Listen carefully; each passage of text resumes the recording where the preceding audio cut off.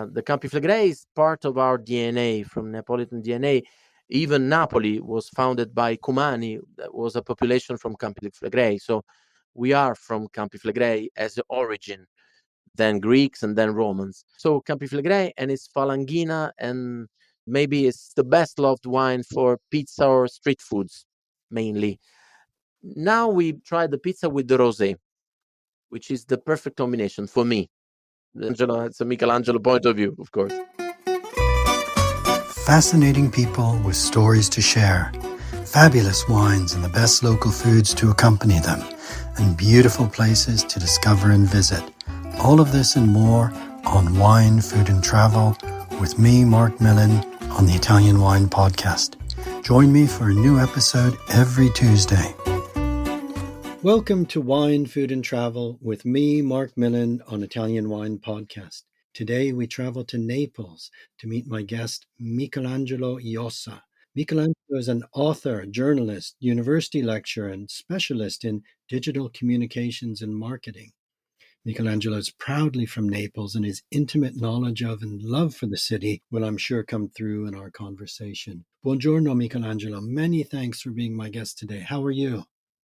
Fine, thanks. Buongiorno to you. Buongiorno a te. And I'm very honored and pleased to be here with you.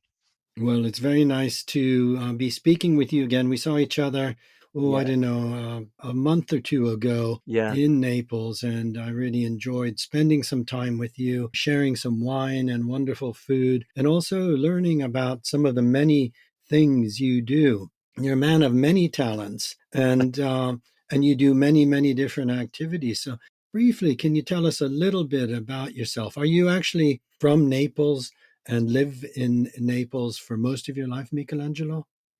Yeah, I was born in L'Aquila, in Abruzzo, in the center of Italy. But at 3 years old, I moved to Naples. My family is Neapolitan, and I lived in Naples for all my life. And I worked here, have my family here, and all my relatives are here. So I'm in Naples. Yeah, I'm in Naples.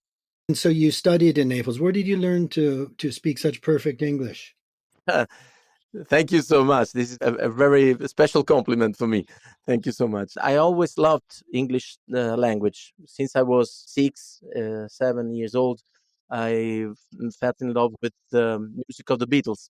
So I'm a Beatles fan, first of all. So I started to learn English to know what the Beatles said in their songs, and it's a way to learn English. And then studied English at school, and then in a college in Chelfon St Giles in England, near London, in 1991 and 1992. And then I never lost my connection with the English language. I always loved English language, English literature. So I was very connected since I was a kid. That's amazing. And that's really interesting that you learned English through the Beatles. And I know that Yeah. is one of the topics that you've written about. Since I saw you about 6 weeks ago, you've had a very busy time. First of all, you went on a tour across Yeah. across Canada to discuss some of the many books you've authored, and as a representative of Italian literature, an ambassador for Italian culture and language. How have you come to have such strong connections with Canada? Yeah, it was I was very happy to be in Canada, and it was the first time for me. And it was such an amazing tour because I visited Winnipeg and Vancouver, so Manitoba and British Columbia. And it was a tour program called For the Love of Italian Literature. And I was the ambassador of Italian literature. I was very honored, of course. And I was in the Caboto Center, which is the Italian cultural center in Winnipeg, and I went to Italian consulate in Vancouver. I met all the Italian community, Italo-Canadian community, and then I was special guest in the Italian Design Week organized by the Chamber of Commerce of the West Canada. So I was very lucky to be the guest of this program called For the Italian of Love, Italian Literature. But it all started at the Vinitaly in Verona. And it's an incredible thing because I was in Verona for Vinitaly, and I was talking about the Falerno wines to a Canadian distributor called Low Manic Wine and Spirits. It's a fantastic distributor in Canada, a wine distributor in Canada. And I was talking to Mrs. Rosanna Pancotto, who is the leader of the Lomanic Wine and Spirits, and she was fascinated by the Falerno, the history of the wine Falerno, because the Falerno is not distributed in Canada. So we started talking and knowing each other a little bit, and we started talking about the wines, the Italian culture, and they discovered that I was a writer and a journalist, and we discovered some connection with Canadian culture. First of all, 007 saga, the 007 franchise, the movie franchise, because the film by 007 were inspired by the novels of Ian Fleming, but they were produced by an Italian called Albert Broccoli, a Calabrian one, a Calabrian man, and Harry Saltzman, who was born in Shelbrooke in Canada. So the saga of 007 was a connection between Italy and Canada. And so I've written some books about 007. So they invited me to do this presentation, but we discovered other connections later. So it was a magical thing. Yeah. Well, that's amazing, and I'm really intrigued to hear how it all started with a conversation about and probably over a glass of Yeah. Falerno, this wonderful mythical wine, which we'll talk about a little bit later. It's how we've met as well at Vinitaly. So Yeah. it's a real crossroads of the world. This great Yeah. gathering of Italian wine producers It was the same day. at the same day. That's Yeah, a, it was the same day. that's amazing. That's amazing. So you were talking about Italian literature. Were you mainly discussing your own books, or were you bringing in Italian literature in a broader sense? Well, I presented my books, first of all. And when I was at the University of British Columbia, I was a guest of the Department of Italian, French, and Spanish literature.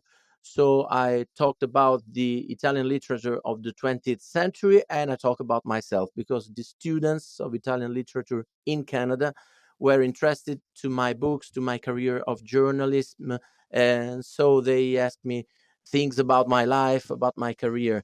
So I started talking about, Moravia, Pasolini, Sciascia, Calvino, and all the giants of Italian literature of the 20th century. And later we talk about me, about my career.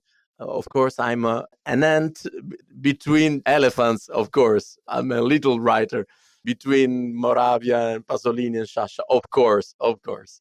But they asked me things about literature, Italian literature in general sense.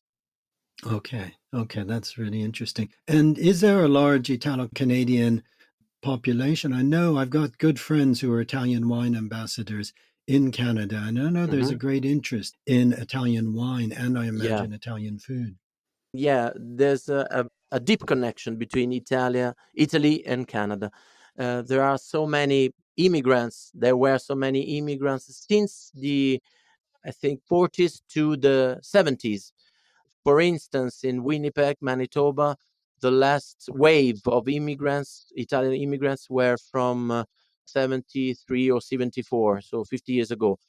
But till today, for instance, there is a little place in Calabria, in Italy, which is called Amato, and it's in Calabria, in the south of Italy, which is 300 people. And there are citizens of Amato in Canada. There are 700 people. So there were, there is more people from Amato in Calabria in Canada than in Calabria. So That's it's incredible. amazing. Yeah, That's amazing. Yeah, yeah, that's yeah. incredible. I'm also fascinated by your interest and deep knowledge of English pop culture, of the swinging 60s, and in particular the Beatles. Tell us a little bit about this. Tell us about the books you've written about this subject. Yeah, I've written a book and it was published in 2024, so this year, with Franco d'Assisti. Franco d'Assisti is a very important movie critic, cinema critic from Sole 24 Ore, the Italian financial newspaper. And we tried to create a sort of compass, a photography of a decade, the swinging 60s in London. And we talk about the musical movement, the so-called British invasion. So the Beatles, the Rolling Stones, the Who, the Kings, the Yardbirds, and all Dusty Springfield and Lulu. and so on, and Cilla Black, and all the myths, Tom Jones, all the myths from the 60s. And we try to explore even the movies from the swinging 60s. So Alfie, the 007 saga, Blow Up from Michelangelo Antonioni, and many more. And so even the fashion, so the mini skirts by Mary Quant, the famous haircuts, the Mini Cooper, the Aston Martin cars. So we try to explore as many aspects as possible to talk about the swinging 60s, to talk about a decade that changed everything in terms of popular culture in the 20th century. So it's a decade of courage. It's a brave decade. It's a decade that the teenagers were the protagonists. So we explore the movies, the songs, the TV specials, and so on. And it was really fascinating for us. That is really fascinating. Is there a real interest in that era and in what was happening in Britain for Italians?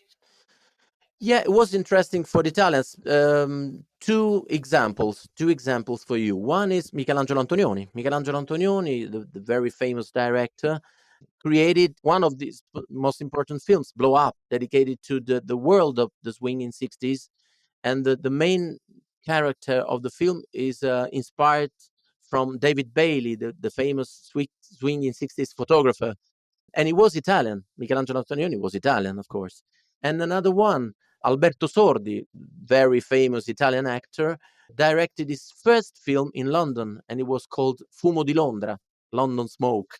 Fumo di Londra is the first Italian film, the first international film directed by Alberto Sordi. So the Italians were very interested to the movement, that the wave that came from London. And so Okay. we called, in Italy, we called the favolosi anni 60, the fabulous Ah, 60s. Yeah. okay. Okay. Was there a Favolosi anni 60 in Italy? Were similar things happening? Yeah, I think so, because in the 50s, Italy was in its so-called the boom economico, the economical boom. Okay. Domenico Modugno sang Volare, Volare, oh. Yeah, sure. Yeah. And it was the period of the Dolce Vita too. It was maybe the main period where fashion, arts, cultures, songs, books design a new Italy. In 51, Giovanni Battista Giorgini created the first fashion show that became the first made in Italy show from fashion for fashion. So we have from 50s to 60s maybe our favolosi anni 60 with Fellini, Rossellini, appunto Domenico Modugno, So after the the war. neorealism, the Yeah, bleakness, and the recovery from World War II, where so much of Italy was in devastation, yeah, this was really a time of hope and prosperity. yeah, that's it. After the neorealism by Roberto Rossellini and Vittorio De Sica, who described an Italy that was very in pain and was devastated by the Second World War and the fascism by Benito Mussolini, of course, the Mussolini period.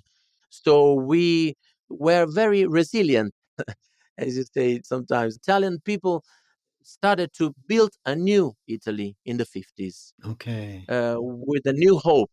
So we have different films.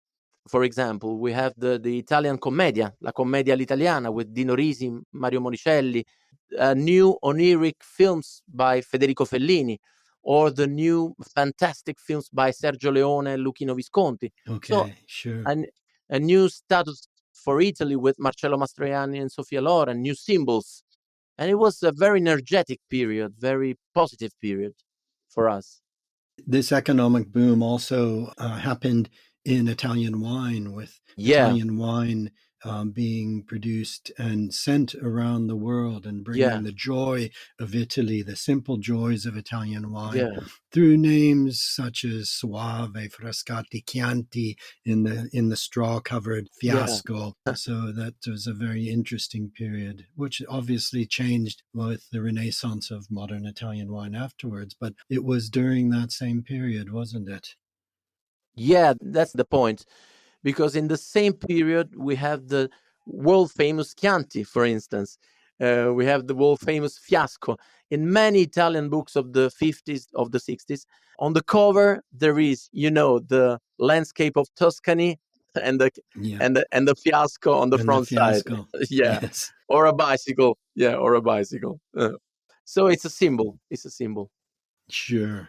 Now, you've already mentioned your fascination with Ian Fleming and the Bond story, but there's a link with Naples as well and Lucky Luciano. Yeah. Tell us a little bit about this story because you've written about this too.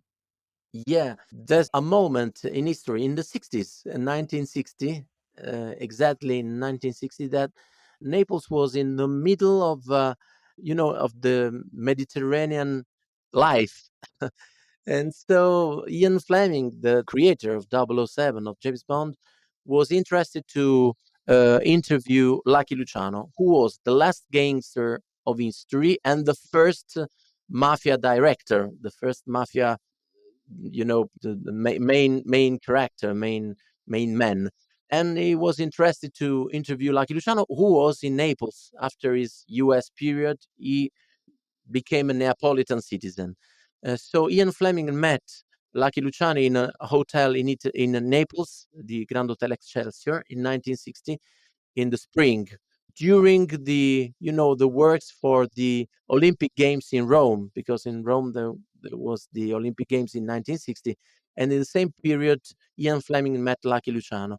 And it was an incredible meeting because on one side there was a novelist who needed new ideas, and on the other side there was the creator of the modern mafia.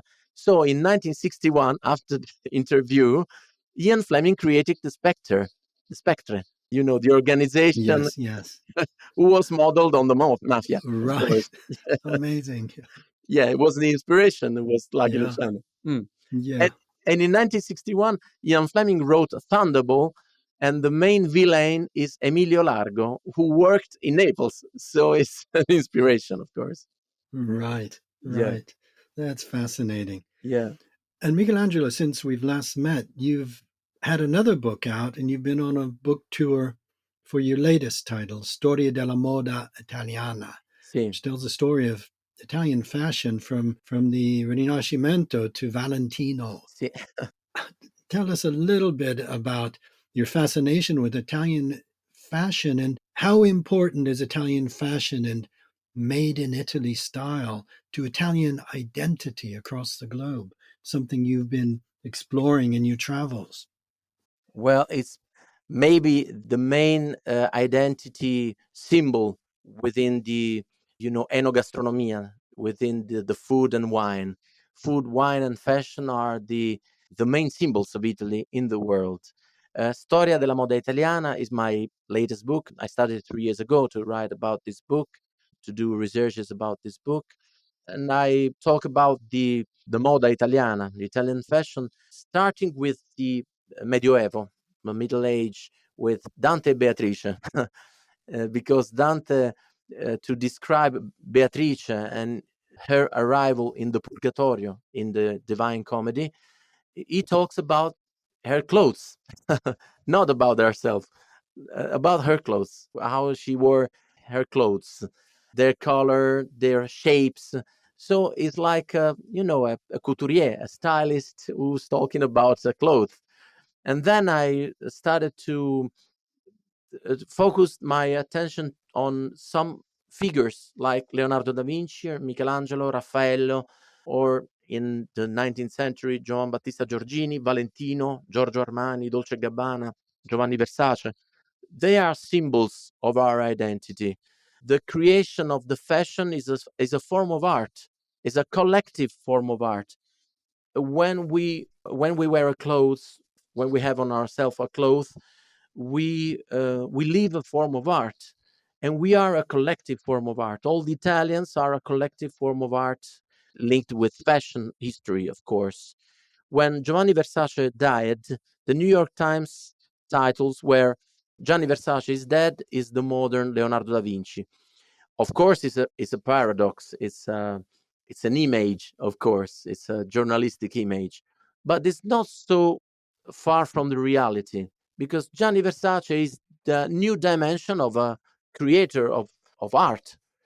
So I think that fashion is part of our identity, not forgetting that 34% of our richness is fashion. In Italy, one third of its richness is fashion. One third. Really? It's that Yeah. important to the economy. Yeah. That's amazing. Yeah. 34% of our PIL, prodotto interno lordo, is from fashion. So one third of our richness, one third of our identity, economical identity, is fashion. That's amazing. And I understand what you're saying about fashion being part of Italianicity, of really Yeah. defining collectively the nation. When we Yeah. think of Italians, we think of Italian style, we think Yeah. of beautiful clothes, but also beautiful objects that are made, and of course, beautiful food and wine. As you say, wine and food are also essential elements of this Yeah. They are. made in Italy story. Yeah, one of the, you know very well, because you wrote a fantastic book, Italy in a Wine Glass, which is my favorite 2024 book ever. Oh, thank you so much. Yeah, I have near to my bed, there is a copy of it, Italy in a Wine Glass. And in your book, you talk about the names of Italy, the ancient names of Italy. One of the ancient names of the south of Italy where was Enotria. In Latin means Terra del Vino, the land of the wine. So it's the identity, it's the DNA of our country. I think, the average preparation of every Italian person is higher than the other countries about the wine. Many Italian people talk about the wine with, with knowledge. If you go to another country, there isn't the same knowledge, the average knowledge, I mean, of course, not the specialistic knowledge. I think you're absolutely right. And it's in the way that Italians can also easily talk about history Yeah, or art, and particularly of the history or art from where they're from, that yeah, locality, because it's just part of something they've absorbed from childhood without study, with just, it's just part of who they are, who you are. And I'm sure that's the same with, Italian wines and foods still remain yeah. rooted to place and so very local. Yeah, it's an organical process. It's a natural process. We don't have a grandfather who said, "You don't forget that the Parmigiana is the best one." No, it's part of our identity. It's a process. It's a wave. We are in a wave. We are in a sea with knowledge about our past, its identity. Sometimes it's pride too. It's a regional pride. So, Val d'Aosta has its own pride things, and Campania is his own pride things. But as we said in our meetings, if you go to Val d'Aosta or Sicily, if you go to Liguria or Puglia, you can find fantastic foods, fantastic wines. They are different with different identities, but always fantastic. So the, Yeah, the level yeah. is very high everywhere. Absolutely. And it's interesting as well that Italian food and wine is so precise, so local, so regional. But at the same time, Italian food and Italian wine has really conquered the world. It has universal appeal. What do you think? Why do you think that is? Well, I think that's the attention to the detail. The il divino è nel dettaglio, we said. Cioè, the divine is in the details. We are in a strange area. The Italian people live in a strange area between art and artigianato and industry. You know, we are like a square, and in this square there are three streets. One is the art, one is the artigianato, the artisan knowledge, and the industry. So Italy is a place of synthesis. It's a meeting point of these three factors. Actually, that's a beautiful way to describe it, Michelangelo, because I Thank think you. you put your finger on it in as much as there's the art and the Artigianato. artisan skills, Yeah, but at the same time, you do need the industria. You do yeah, need to be able to have produce wonderful products, that are in sufficient quantity that they can go around the world. If Yeah, something's very local, and many products are very local in Italy, they remain in their area. But we think of things like Parmigiano Reggiano yeah, or so prosecco. many Prosecco, Prosciutto di Sì. Parma, so many things that we know we can find wherever we are in the world, and that's an exciting connection that we can all have, which feels directly with the country. Yeah, there are two different dimensions. They are combined together every time. So you talk about Parmigiano Reggiano. Parmigiano Reggiano is the main example. It doesn't lose a gram of its authenticity, but it's worldwide distributed. So it's at the same time local and global. Yeah, Mm. exactly. And it's at the same time, because I've been to Casifici many times in Yeah, Emilia Romagna, it's yeah, still an intensely laborious product that is made using age old methods in copper vats to make two wheels of Parmigiano. So it's still very much artigianato, but it is yeah, also on a large enough scale to be found everywhere. yeah, Let's turn more particularly to a subject I know you're very knowledgeable about and love very much, which is the food and wine of Naples. So, share with our listeners who are located all around the world something of the flavor of Naples, something of the typical foods that absolutely every visitor has to sample. yeah. First of all, we have to remember that Naples is a 2,600-year old. So that's the first thing to remember.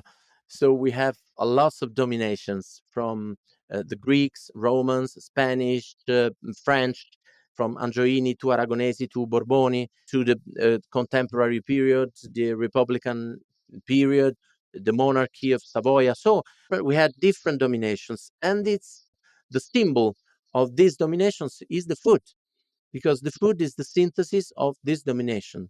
So we have, sweet things like the baba, which was from Poland. It was called la polonaise, the Polish cake, and it Okay. became and it became the baba. Another one is the sfogliatella, which is a very famous cake. It's the symbol of Naples, and it's made with ricotta. So it's like a connection to the Greek period. There's the pastiera. La pastiera is the Easter cake, and this Easter cake is inspired from the Greek period with, honey and ricotta.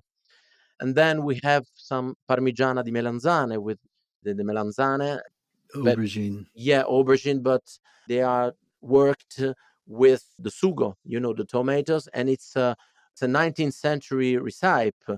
We have a very ancient recipe. It's the le zucchine, le zucchine alla scapece, and it's a very ancient recipe because le zucchine alla scapece is a transformation of zucchine ex apicio.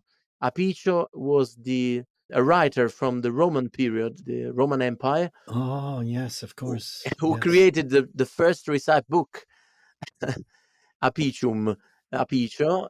So zucchine ex apicio became zucchine alla scapece. It was Okay. a literal transformation during the centuries. Then we have, spaghetti, of course. We have ragu, which is the main sugo, the main course in the The Sunday. ragu napolitana is very Ragu, different from yeah, ragu bolognese. totally different. It's totally Tell different. us the difference. Because ragu bolognese, they are special. Of course, they are fantastic both. The ragu bolognese is with pieces of carne macinata. Okay, Yes, the so ground meat, the minced yeah, meat. yeah. We don't have carne macinata. We have these 3 or 4 pieces of meat, and they are in the tomatoes sugo, the salsa di pomodoro. The tomatoes, of course, brought over by the Spanish. Yeah, the tomatoes were by the Spanish, and they are still today cultivated in the Vesuvius area because Vesuvius is very fertile. It's an area of fantastic fertilization for tomatoes. So we have lots of tomatoes, special tomatoes called the piennolo. It's a typical kind of tomato. Pomodorino del Piennolo. That's the main Is name. that the one with the little pointed end? Yeah, yeah. It's like a horn, a little Uh-huh. horn at the end of the tomato. Would people hang them up to store them? Yeah, yeah. So we have on Sunday, we prepare the ragu with the tomatoes and 4 different types of meats. For 5, 6, or 7 hours, we leave on the fire. We leave the tomatoes with the meat, and then we take the ziti, a kind of pasta, which is a long pasta, but it's broken with the hands. It's a long pasta. It's 1 meter pasta, and you have to break it with the hands, In and then small pieces in or small still pieces, keeping it in small pieces? like the penne, like Okay. Yeah. 5 centimeters. And then we eat the pasta with the ziti spezzati, with the sugo, ragu, and then pepper and salt and parmigiano. That's the the ragu napoletano. With the meat, the carne as a secondo or Yeah. over the pasta? No, no, it's the second course. Okay. We So have the just the sequence. sauce. Yeah. Okay. Yeah, you preserve the sauce, and then you put the meat on the sauce. When you eat the meat, you can do the scarpetta. Cioè, you Okay. you take The the bread. scarpetta Yeah, you to take the clean bread that to plate clean of the all the plate. Yeah. delicious sauce. Yeah, Okay. of course. Yeah, of course. I'm getting hungry. Yes, me too. Another dish that I really loved when I was in Naples, I think you told me about it, is the Genovese. Was that Oh, yeah. originally from Genova? No, it's not. The name is a misunderstanding because it's maybe from Geneva, so Ginevra. Oh, Maybe it's from Switzerland. Switzerland, yeah.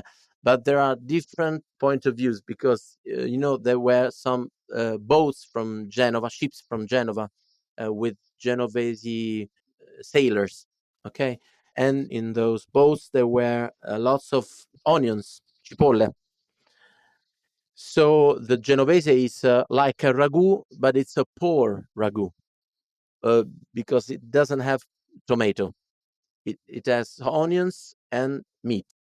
So it's the same process of the ragu, but with the onions instead of the tomatoes.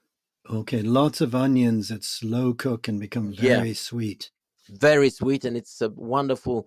It's my favorite Neapolitan dish. Yeah, I love that. I love Yeah. that too. Now, of course, we have to mention pizza, and I want to Oh mention yeah. one of my favorite movies, which is Loro di Napoli, Yeah. with that wonderful episode with the beautiful Sophia Loren Yeah. in Pizza Fritta. Pizza See, Fritta was actually the original pizza. Is that right in Naples? yeah, we have different kind of pizza. The pizza fritta is the poor one because when you don't have tomatoes but you have oil, you can do the pizza fritta. You can do the fried pizza. The pizza is, the base. Okay, the basic, the round. Okay, so the pizza is the shape, of course, and you can use it as you wish.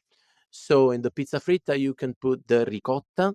The cigoli is like the poor parts of meat, pepper, salt, and you close it and you fry it. So during the war, it was very popular because it was a poor dish, a poor recipe. So it was very popular. Now it's a gourmet thing, of course. Uh-huh. Right. So it's a street food that you Yeah, eat in your yeah. hands. Yeah, it's a street food. You eat it in your hands. And Sofia Loren was fantastic in that film. Was directed by Vittorio De Sica. It was filmed in Naples, and she was a pizza maker in that film in the area of Mater Dei. And still today, there is a pizzeria called Starita in Mater Dei, which is an area of Naples that has the original, things to do the pizza. So the pans and the forks. Yes, So, amazing. yeah, yeah, amazing, yeah. When I was with you staying at the splendid Grand Hotel Parkers overlooking the beautiful Bay of Naples, I learned a Neapolitan word that I'd never heard before. I think I have this. It's puzzuliare. Is that Puzzuliare. correct? And what does that mean? Can you share with us what this delicious word means? Yeah, spuzzuliare. Spuzzuliare means not eat properly.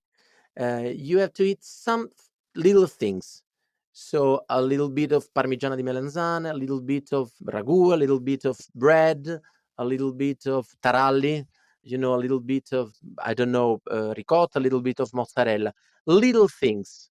That's Okay. spuzzoliare. So it's not main course, a second course, third course, or cake.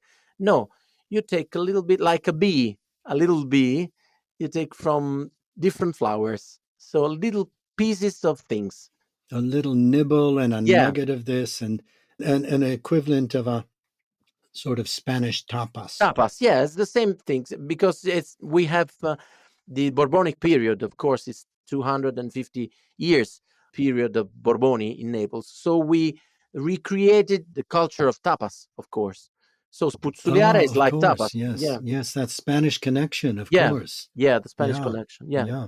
Let's turn just briefly now to the wines of Naples.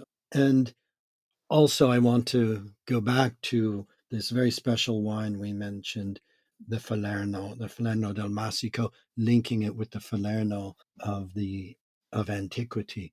But before we go to Falernum, let's talk about the wines of Naples. What are the typical wines that i Napolitani would enjoy with pizza, for example? Well, we have some typical wines from Campania and from Napoli. The Falanghina, first of all, Falanghina from the Roman Empire, from Falanga, which was a technique to do the wines, to cure the grapes, to have the grapes in good shape, and so on.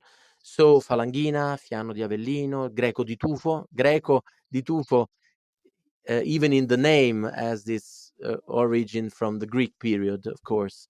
Taurasi from Sannio and Irpinia, Aglianico.